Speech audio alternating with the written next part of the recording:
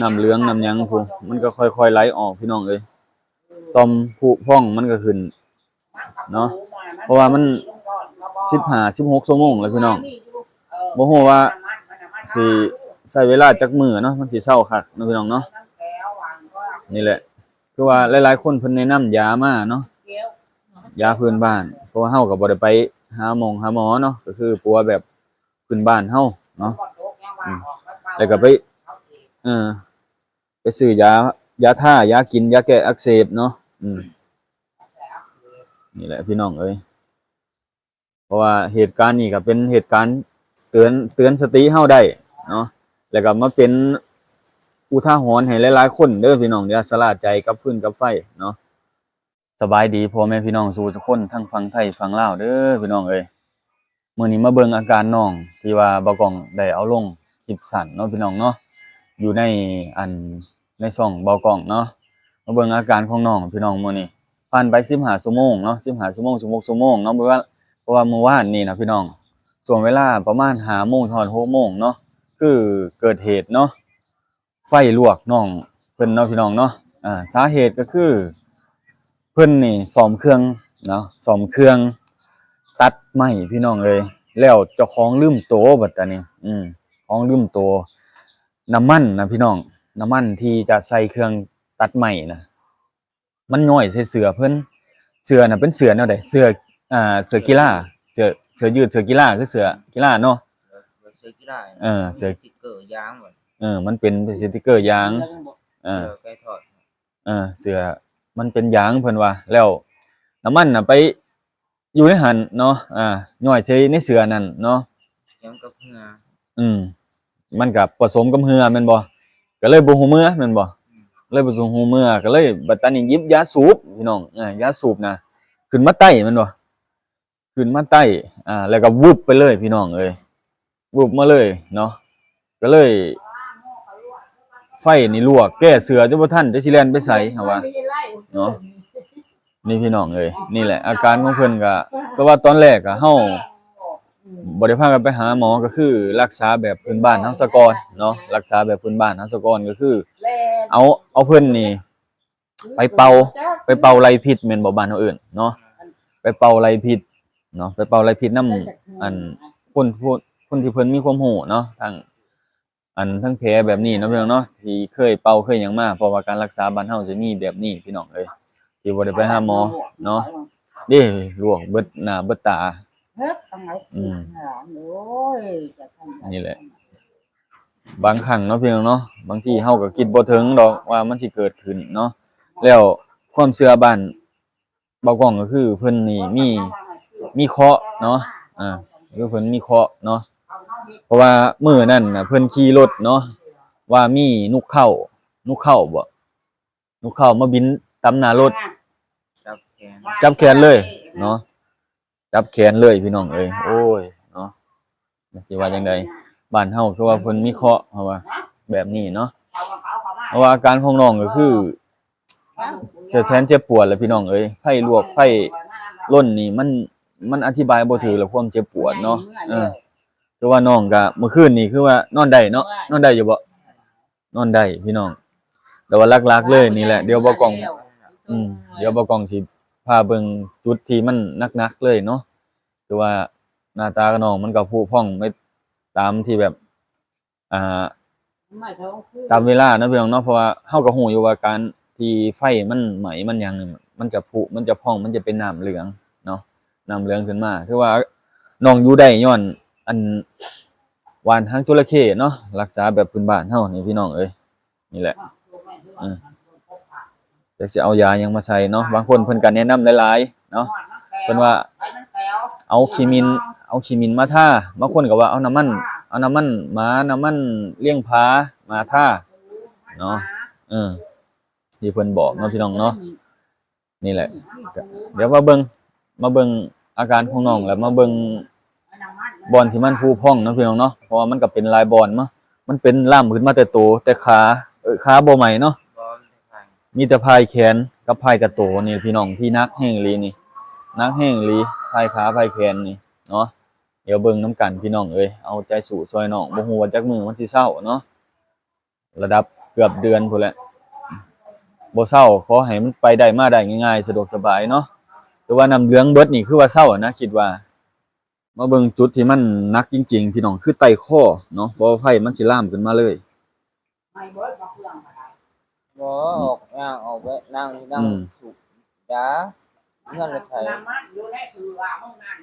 น้ำมันอยู่ในเสือนั่นแหละนี่ มันย่อยลงนะ เพิ่นจะสูบบุหรี่หรือสูบยาสูบนะพี่น้อง ก็ลูกบ้านลงบ่ น้ำมันก็เพื่อมันเสียก็โหดอยู่น้ำมัน ว่าจะแก้เพื่อได้ พอเอามาเพื่อไว้นี้ ไผอันเสือมันก็เปื่อยลงแล้วมั้ยเปื่อยแล้วบ่เสือ ผมถอดออกมามันก็ใหม่มันก็เสีย เออ มันก็ต้องลูกว่า เสือมันก็เป็นยางมันดาดเด้อบัดตานี้มันเป็นหยดน่ะแต่ว่ามันเป็นได้ แม่นนี่แหละพี่น้องเบิ่งมันไหม้เบิดทั้งหูทั้งหยังมันไหม้มันลวกเนาะ ว่าว่า มันลวก ง่ายๆไม่ง่ายๆนั้นเทวดามันเกินภาษีเฮา อันหนึงเฮาก็ ให้เฮาคิด เฮาคิดนี่แหละพี่น้องเอ้ยโอ้ยเนาะมันไหม้คักอีหลีมันลวกคักอีหลีเนาะเบิดทั้งสองข้างผมนี่ก็บ่จะเว้ามันขึ้นล่ามผมวึบๆเลยเนาะ ดึงเสือมันก็ล่างมันเท่งแล้ว เอานี่แหละพี่น้องเอ้ยโอ้ยเนาะ เป็นไงอันนั้น นี่ก็พิจารณากันก็พิจารณานั่น เป็นไงอันนั้นสิเล็กไปตอก อันขนาดขามึนเมา มึนเมา เอาวันนี้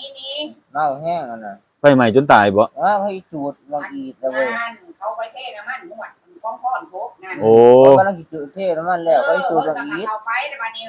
เขาเลยไปจับกับปุ๊กซิด โอ้ เทน้ำมันถือผม วันนี้เขายิงลูกให้นี้เขาว่าให้นี้เพิ่นกับว่านั่น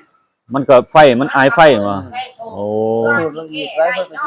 ยืนทั้งข้างนี่แหละ เกือบตายน้ำเขาเลย ก็เพิ่มแล้ว เลยหลายเติบ นี่แหละพี่น้องเอ้ย น้ำ น้ำ เหลืองน้ำหยังพูมันก็ค่อยๆไหลออกพี่น้องเอ้ยต่อมผุพองมันก็ขึ้น เนาะเพราะว่ามัน 15-16 ชั่วโมงแล้วพี่น้องบ่ฮู้ว่าสิใช้เวลาจักมื้อเนาะมันสิเซาคักเนาะพี่น้องเนาะนี่แหละคือว่าหลายๆคนเพิ่นแนะนำยามาเนาะยาพื้นบ้านเพราะว่าเฮาก็บ่ได้ไปหาหมอเนาะก็คือปัวแบบพื้นบ้านเฮาเนาะแล้วก็ไปไปซื้อยาท่ายากินยาแก้อักเสบเนาะนี่แหละพี่น้องเอ้ยเพราะว่าเหตุการณ์นี้ก็เป็นเหตุการณ์เตือนสติเฮาได้เนาะแล้วก็มาเป็นอุทาหรณ์ให้หลายๆคนเด้อพี่น้องอย่าสลาดใจกับฟืนกับไฟเนาะเพราะว่าถ้ามันเกิดขึ้นมาแล้วนี่มันเป็นนั่นนี่แหละเฮาต้องมีสติหลายๆเด้อบัดนี้นี่เหตุเกิดขึ้นย้อนเนาะไอ้หยังนี่ย้อนจากสูบยาสูบนี่แม่นบ่อยากสูบยาสูบนี่ให้เพิ่นสิท่ายาแต่ว่ามือก็ติ้งได้แน่เนาะนี่แหละเขาเจ้าบอกนี่อันไฟกับน้ำมันมันอันตรายส่ำใดนะเขาบ่อยากให้มันใกล้กันพุ่นแหละเนาะนี่แหละเห็นบ่ปั๊มน้ำมันเนาะเห็นบ่ปั๊มน้ำมันเขาสิติดอันป้ายเตือนน่ะอย่าสูบยาเวลาสิเติมน้ำมันอย่าใช้โทรศัพท์อย่าใช้เครื่องอิเล็กทรอนิกส์เขาว่าเขาเตือนไว้เนาะนี่แหละถือว่าน้องเราก็เป็นประสบการณ์ครั้งนี้จดจำพุ่นแหละเนาะน้ำเหลืองพี่น้องเอ้ยมันใหม่เบิดแถวต้นข้อนี่แล้วต้นข้อนี่แล้วหูแถวหยังมันสิค่อยผุพองพี่น้องเอ้ยมันกำลังโพ่งกำลังเป็นน้ำเหลืองออกเนาะข้างหลังบ่บ่กินข้าวกินน้ำก่อนนั่งท่ามันท่าตามนี่แหละพี่น้องส่วนมากมันจะเป็นมันค่อยๆผุพองขึ้นเนาะมันก็มันขึ้นมาจังซี่ได้มันใหญ่สงสัยเนาะเสือมันเพื่อไว้ยังสีก็ต่อยามันเสือไปอยู่นี้นั่ง เดี๋ยวกินข้าวแล้วยังท่า ต่อยาก็ขี่ก็ไผ่นั่งเฮือนรถไถลูกโอ้เขาก็แล่นออกมา ส่วนมากมันใหม่ขึ้นจังซี่เลยพี่น้องเอ้ยเนาะ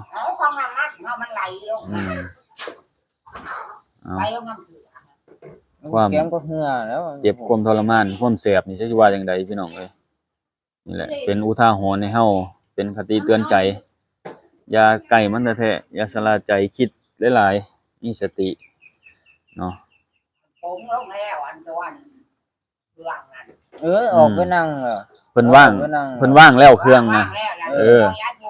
ซ้อมเฮ็ดแล้วบ่แล้วบ่ ออกไปแล้วนั่งทำไง วางใน กิ เฮาน แม่ ได้ ก็น้ำมัน กินก๋วย น่ะ เตี๋ยว ลงมานั้นเบื่อเฮานี่ เติมน้ำมันบ่เติมน้ำมัน เท่เรื่อยๆนั่นแหละ เติมน้ำมันเทใส่เรื่อยเนาะเติมน้ำมันเทใส่เรื่อยแล้ว แต่ว่าเท่แล้วยิ่งยศต้องใส่เสื้อตอนไหน อ่า อายุแต่เสื้อก็ได้ บ่ฮู้ว่ามันเหี่ยใส่เสื้อตอนใดเพิ่นว่า เดี๋ยวเสื้อหาเติมมันก็เหี่ยอายุออกต้นออกอยู่เนาะ อืม แต่นี่มันถือเสื้อก็ถือตอนไหน นี่แหละพี่น้องเอ้ย หรือว่าถูกแล้วว่าเดี๋ยวนี้มาขีดตะไคร้อันที่ต่อยา เอ้ยขี่กับไฟต่อยาเดี๋ยวนี้ นั่ นะ งกินนั่ง บานนี้ไม่ลำแบบว่ามันมีน้ำมันอยู่ในอันนี้เฮา เอ ก็ อ ละบาท เออ น้ำก็แก๊สน้ำมันเบนซินเนาะคันน้ำมันโซล่าก็ยังว่าอีกอย่างหนึง ไม่ใช่ตื้นทางกลาง มันเบนซินมันแบบ นี่แล้ว แห้งอยู่แล้วเนาะย้อนอยู่ไกลๆยังได้กินเลย ว่าเป็นน้ำมันโซล่าก็คือน้ำมันอันนี้น้ำมันอันแดงนี่ เมื่อวานนี่แม่โทรหา โอ้ยว่าบักนั่นไฟไหม้ฮะว่าจักสิว่าจังไดบักนั่นไฟไหม้จังไดวะโอ้ยมาแต่บ่าย3ผมเมื่อวานนี่แล่นขึ้นไป ตอนใด แล่นขึ้นไปก็บ่เห็นเพิ่นพากันลงมาหน้าลุ่มแล้วว่านี่แหละโอ้ยเนาะ มัน พี่น้องเอ้ยนี่แหละจังอัปเดตเบิ่งสถานการณ์อีกเนาะพี่น้องเนาะบ่คิดว่ามันสิเกิดขึ้นเนาะคนไกลๆเพิ่นมีเคราะห์เพิ่นว่าไปเบิ่งไปอีหยังมาว่ามีเคราะห์ของเฮาเทวดาเพิ่นเตือนนี่แหละพี่น้องเอ้ยคอยเป็นเนาะคอยเป็นค่อยไปค่อยรักษาเอาเพราะว่าเพิ่นมีเคราะห์เพิ่นว่าบ้านบ่กองเสือเพราะว่ามีนกเข้าน่ะบินจับแขนนะ ก็จะว่าเช้าพี่บ้าบอกหมู่บ้านนี่ ต้นข้อ บอกอยู่นี่ล่ะ